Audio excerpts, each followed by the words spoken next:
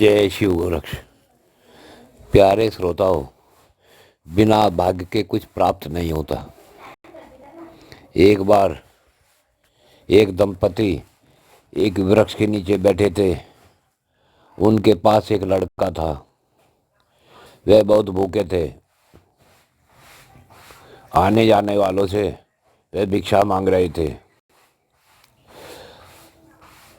तो किसी साहूकार ने उन्हें 2 रोटी दे दी। अब उन 2 रोटियों पर वे तीनों लड़ने लगे। लड़का बोला, मुझे भूख लगी है, एक मैं खाऊंगा, एक से तुम दोनों आधी आधी खा लेना। औरत बोली कि मुझे अधिक भूख लगी है, एक मैं खाऊंगी, आधी आधी तुम दोनों बाप बेटा खा लेना। वह आदमी बोला कि मैंने ही तो भिक्षा मांगी है, एक मैं खाऊंगा, आधा आधा तुम दोनों खा लेना। जिस समय ये तीनों झगड़ रहे थे, उसी समय वहाँ माता पार्वती और भोले शंकर आ गए। तो माता ने कहा कि ये भोलेनाथ, ये कैसा न्याय है आपका? देखो, ये तीनों भूखे हैं और आपस में 2 रोटियों के लिए ही लड़ रहे हैं। तो भोले भंडारी ने कहा कि जिसके भाग में कुछ होता ही नहीं, उसे मिले कहाँ से? वह बोली कि अगर आप देने पर आए तो क्या नहीं मिल सकता, सब कुछ मिल जाएगा इन्हें। तो शिव जी महाराज बोले, ठीक है पार्वती, अगर तुम चाहती हो कि मैंने वरदान दूं तो इन्हें कह दो कि तीनों एक एक वरदान मांग ले, मैं तीनों को अलग अलग एक एक वरदान दे दूंगा। फिर क्या था, पार्वती ने कहा, देखो रो मत, दुखी मत हो, तुम्हारे सामने इस समय भगवान शंकर खड़े हैं, बोले भंडारी हैं, इनके भंडार में किसी चीज़ की कोई कमी नहीं है, और तुम तीनों एक एक वरदान भगवान से मांग लो, तुम्हें तुरंत मिल जाएगा। वह औरत बोली, ठीक है हे भोलेनाथ, अगर तुम मुझे वरदान देना चाहते हो तो मैं 16 साल की युवती हो जाऊं। इतना कहते ही भगवान शिव ने एवमस्तु कहा तो वह 16 साल की लड़की बन गई। उसके पति को बड़ा क्रोध आया और उसने कहा कि ये भोलेनाथ, आप अगर मुझे वरदान देना चाहते हैं तो इस 16 साल की युवती को कुतिया बना दो। भोले ने उसे भी एवमस्तु कहा, वह कुतिया हो गई। वह लड़का रोने लगा। जब शिवजी महाराज ने कहा, तुम क्यों रो रहे हो, तुम भी मांग लो। तो उसने कहा कि ये भोलेनाथ, मेरी माँ जैसी पहले थी ऐसी ही बना दो। वो जैसी थी वैसी ही हो गई।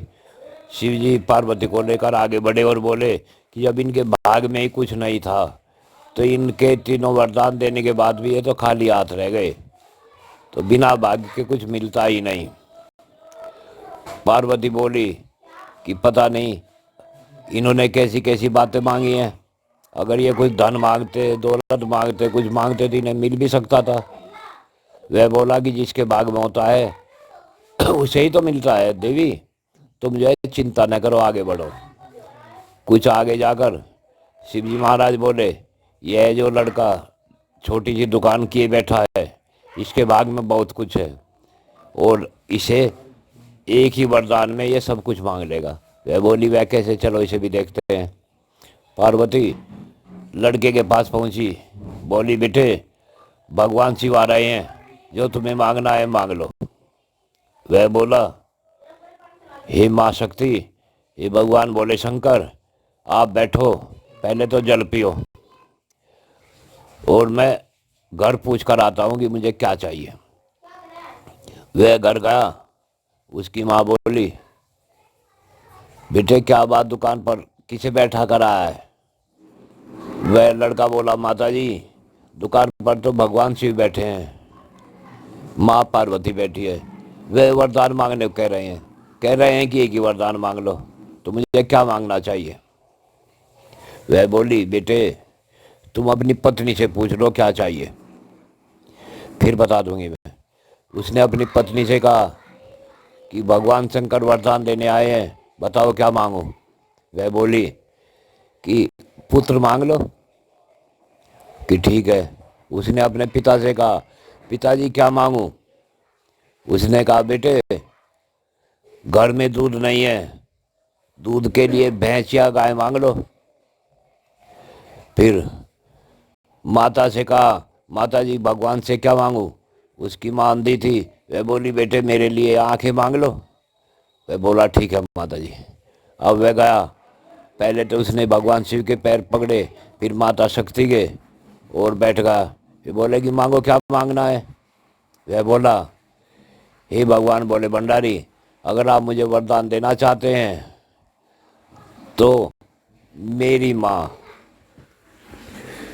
मेरे पुत्र को सोने की कटोरी में चांदी की चम्मच से चुबारे पर बैठकर अपनी आंखों से देखते हुए दूध पिलाए।